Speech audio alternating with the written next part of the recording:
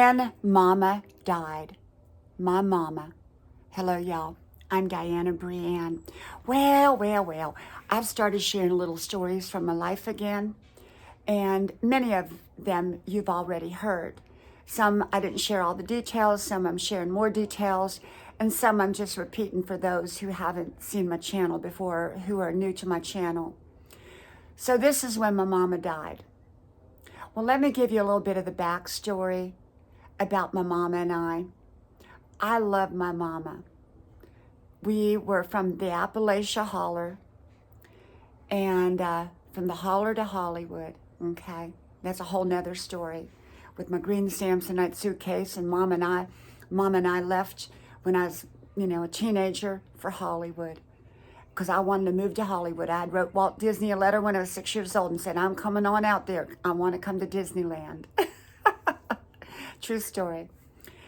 And so from the Holler to Hollywood. But anyhow, my mom and I were so close. We really were so close. I had a wonderful, wonderful mama. And so what basically happened was that towards the end of my mama's life, I took care of her. But I want to tell you a little bit about Mama. My mama was always there for me, and I was always there for her. Now, I had a brother and a sister as well. They were both older than me. I'd gone through some traumatic experiences as a child, okay? I talked about that. If those of you that are familiar with my stories know and have heard probably those stories from my life about the traumas that I had and experienced through my childhood. And so anyhow, my mama and I, she'd gone through a couple divorces, and she and Daddy got divorced when I was about 3, but I continued to see Daddy until I was 5, until he got married to another woman. And Daddy wasn't really my biological dad. I didn't know that till later. I was the product of an affair. And but I knew who that man was. I didn't know who he was at the time, but later I was to find out, because I knew that man. And my mama and I had an affair, and apparently I just looked just like him and my mama combined. And I do. I look like both of them. Now, he has since passed as well. He was a wonderful man. And I think I have a combination of personality between my mama and my biological dad. And yet I loved Daddy, who was my legal dad. And I loved him so very much. And so when they got divorced, it broke my heart. And he continued to pay child support. I think it was $75 a month, which later one of the women that he had married brought that up and said, well, you weren't his biological child, so why should he have had to pay that money? But he was my daddy, anyhow. And he and I kind of lost contact for a number of years, and then we regained contact probably when I was about 16 or 17, before I took off for Hollywood with my green Samsonite suitcase. And anyhow, so basically what happened was that when I was about 17, my mom and we decided I said, Mama, I want to leave. I want to leave the area, because, where we were from was so poor. People had rusted out old cars, $75 cars that didn't run. It was just a poor area. Although by that point, my mama had married the rich man in the community. We came from the poor Holler to the rich man. And he, rich by that standard was somebody that owned their own house and had a nice car. And he was a respectable man in the community and a wonderful, wonderful stepfather. That was like father number 3. Let's put it that way. And he was wonderful. He was just the most wonderful stepfather anybody could ever ask. And he was so supportive of me and my family, my mama. My mama didn't always treat him quite the best, but she was still very, very good to him, especially when he got cancer and before he died. She was so good to him. She really was. She was real good to him. And so Mom and I, decided to go off, and we didn't know where we were going. It was kind of summertime. And we decided to go visit, we went down to Memphis. And we drove, my mama had a great big brand new white Pontiac. So away we went. Two birds, two chickens going across the country. And as I call us. And so there was Mama and I going to, we decided to go to Memphis because I'd never been on a plane. But she had gone to New Orleans with one of my, I call her an aunt, but she really wasn't an aunt. Let me put that my little angel fell down here. I don't know why my angel fell down, but I'll have to put her up again later.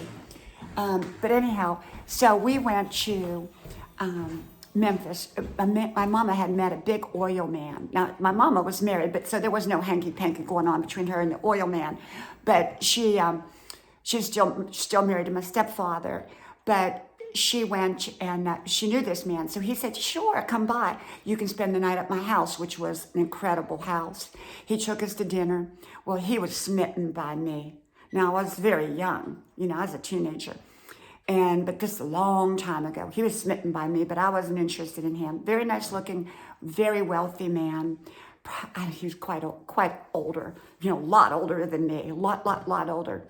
Anyhow, so we spent 1 or 2 nights, and then we left, and we decided to go towards Texas, where I call her my Aunt Pat. She wasn't technically my aunt, but she was, back in the Holler, and she used to live in the Holler area. She was one of the more wealthier people, but which, like I told you, wealthy wasn't really wealthy back there, but she had a nice Cadillac, let's put it that way. So she had moved back to Texas by then. So we decided to go there. Well, on our way, there were 2 ways to go. One was going to Texas, and one was going to California. Well, I had an aunt in California. And so we decided, my mama said, which way do you want to go? And I said, well, I think I want to go that way, which was to California, which was to Hollywood. So there I had my green Samsonite suitcase, and off we went. We made a right, and we went off to Hollywood. Well, we got to some place called, I think it was Bellflower, California. The Twilight Motel. I'll never forget the Twilight Motel. And we spent the night there. We didn't even tell my aunt that we were there yet. So we got to California, and and then we called my aunt. My aunt let us stay. Junior said, come on over and stay here. So we did for a few days. Well, we didn't know what we were doing, but somehow I ended up renting an apartment, a real nice apartment with a swimming pool, which looked incredible to me after coming out of the Holler area. We didn't have swimming pools unless it was a blow-up one, and this was a real nice swimming pool. Well, then I ended up going to nursing school. I mean, long story short, that was a whole nother story, the miracle of me going to nursing school because I couldn't afford it. And that's a whole nother story. And I think I have talked about that and told that in a video. And so I ended up in nursing school, and it just kind of went from there, and I started a job at a small hospital. My mama would come back and forth. She would actually drive back and forth across country, and half the time I was driving with her back and forth, even though I was going to nursing school. And so I lived out there, and I stayed out there, and then I took a job at a little rinky-dink hospital by the beach, because we lived in a beach community. And then after about 2.5 years, I said, you know what? My nursing instructor said, Diana, you need to go to Hollywood at that famous hospital up there and work on the VIP floor. Well, lo and behold, in my little old car, I drove up. I had bought a $450 little old blue Mazda, I think it was.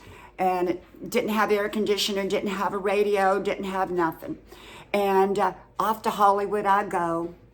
I think by then I had a little Toyota, maybe. And went to Hollywood, applied for the job. They hired me right away, but it was for like the main part of the hospital. And I said, by the way, can I work on the VIP floor? They said, we got to interview for it. Went upstairs, interviewed, they hired me. And that really changed my life in so many ways. I worked on the VIP unit, meeting just about everybody you can think of. And anyhow, so there I was. My mama, she would just move from California back to the hillbilly Holler, back to Texas, because she would open up apartments in Texas. And then my wonderful stepfather died. And so then she was moving and selling her house and all kinds of stuff. And it just, it was really something. But I was so close to my mama. Oh my goodness, we talked every day if we could. And that was back before phone rates were cheap. It wasn't free like it is now. You had to pay like 50 cents a minute. It was quite expensive.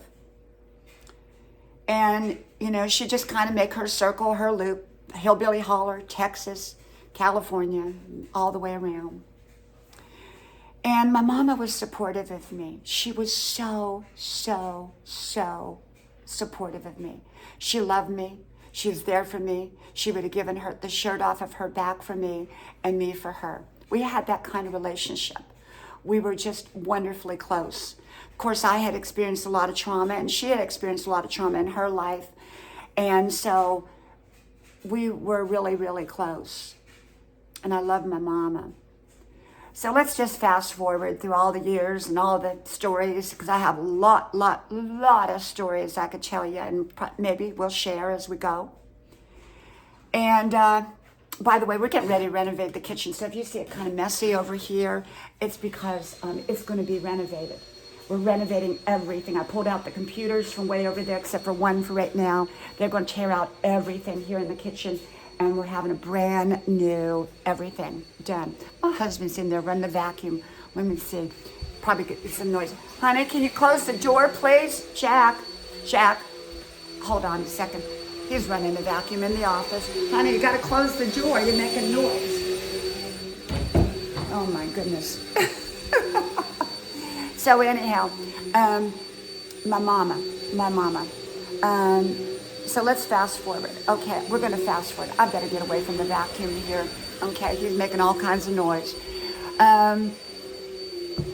So, I get married to my Jack, and we have 3 beautiful children, and it's just amazing, and I love my 3 children, and it's just wonderful. And so, honey, keep the vacuum off, please. I'm making a video. And so we have these 3 amazing children, and I'm homeschooling down in Texas at that point.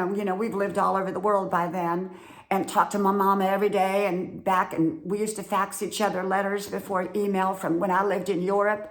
And that's a whole nother journey and wonderful stories. And we were living in Europe, and I would fax her letters, and then she finally figured out how to do web TV. And so when email came out, and so we would just email each other back and forth. And I got on some kind of phone system from Europe where we'd only pay like 10 cents a minute. And so it was a callback service. And so we would call each other every day from, she lived in Palm Springs. I lived in Europe. She stayed out there in Palm Springs. She liked it. She had a little condo out there. And so what happened at that point was we moved to Texas. And after being around the world, our kids are little. My kids were like 5, 6, and 7. Mama got Parkinson's, and she got ALS. And ALS came a little bit later. And boy, did it do a havoc on her body. But she was strong. She was independent. And finally, it got to the point she was falling down out in California, so she had to come live with me. And my husband drove out there, picked her up, because I had 3 little kids. It was just too much. So he brought her back, and she kind of collapsed when she got there. She was wearing a diaper to come across country, and oh my goodness, it was so dramatic. And to see her so sick, and she wasn't the same mama that she'd always been. She was more hysterical at that point. It was awful. She didn't have Alzheimer's, but it was like something had hit her brain, and she wasn't behaving rationally a lot of times. And so here I was trying to homeschool my 3 little children. married, getting ready for a move back to Georgia, to a town that we had not been from. And so my mom is now with us, and she's fallen down, and we're bringing her across country in a nightgown, in her nightgown, her house coat, and she's fallen down, trying to take her in to go to the bathroom, to places, and people are just kind of staring at us, wondering what's going on. I mean, it was really, really, really something. Really something. Okay. Got her to Georgia, where we lived, and my husband rented a great big house so that we would have 3 levels, and had to have baby monitors, and I would be on the top level sleeping, and I'd have to run down if I heard something going on, down to her mother-in-law's suite, and half the time she'd be on the floor, and we had the 911-er, and went through all that drama. And then my kids were little, and I'm trying to homeschool, and I'm trying to manage my marriage, and I'm trying to manage my life, and I never looked so tired and worn out as ever in my life. I looked not my best, okay? Not like you see today.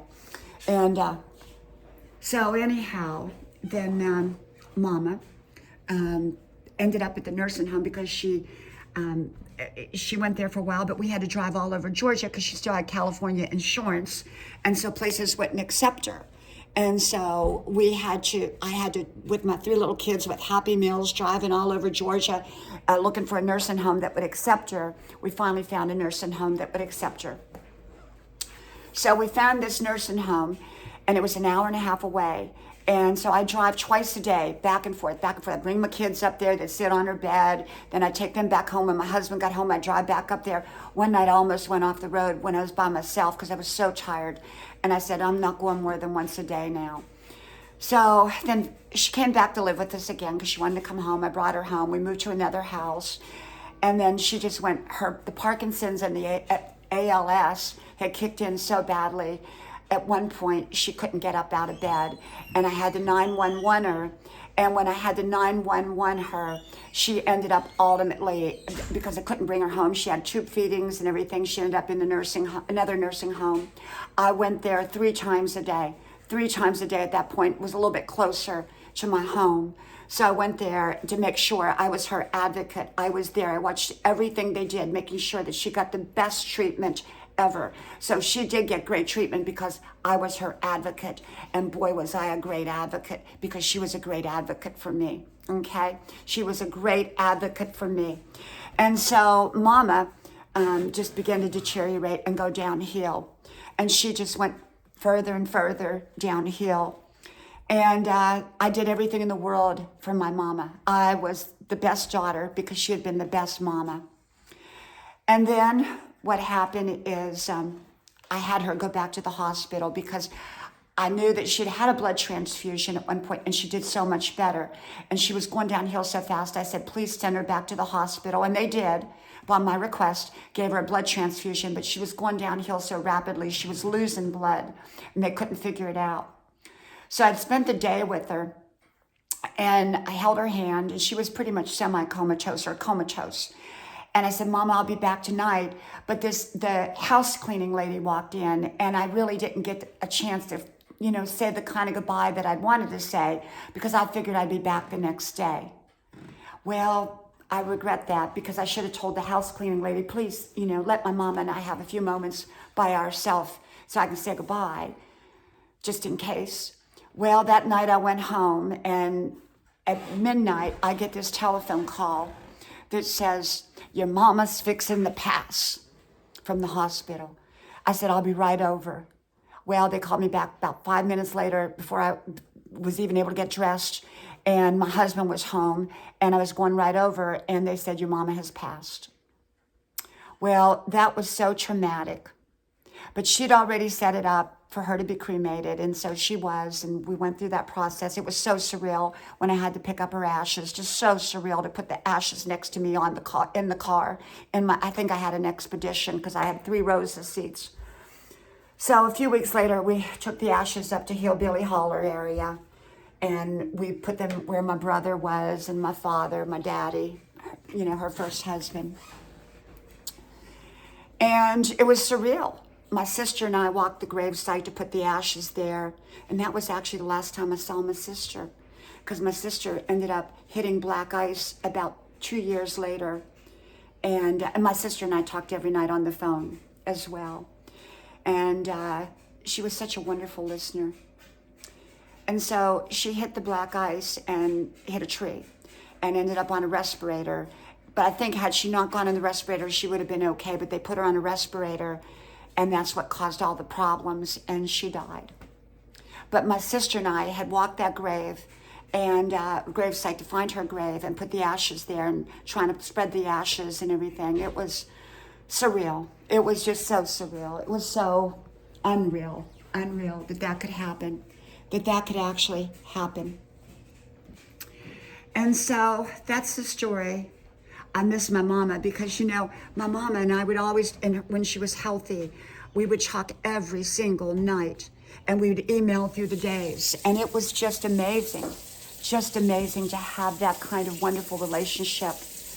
And at the end, I don't choose to remember my mama as she was at the end because, well, she wasn't her best self at the end. And I'm not talking physically, emotionally, she wasn't. But, you know, she was a wonderful, wonderful mama. I could not have asked for a mama that was better than my mama. And I miss my grandma, too. My grandma would be like 125 years old now. And my mama would be over 100. So time goes by fast. But I had a wonderful relationship. And I have so many of my mama's wonderful characteristics. She had the gift of hospitality, the gift of warmth, the gift of friendliness, the gift of kindness, the gift of politeness. She's just wonderful. Okay. And I miss her. I miss my phone calls to my mama. And sometimes I talk out loud to my mama. I just say, hi, Mama. Hope you're watching over me. I love you. Yep, I do. Well, another story from my life, another backstory. Okay. And I'm so glad I was her advocate. I was there for her. I stood by her every step of the way, no matter how exhausting it was. I'm so grateful. And I'm grateful for y'all, that y'all listen to my stories. So may God bless you. I hope you like, share, subscribe. And I hope to talk to y'all soon again. Bye-bye.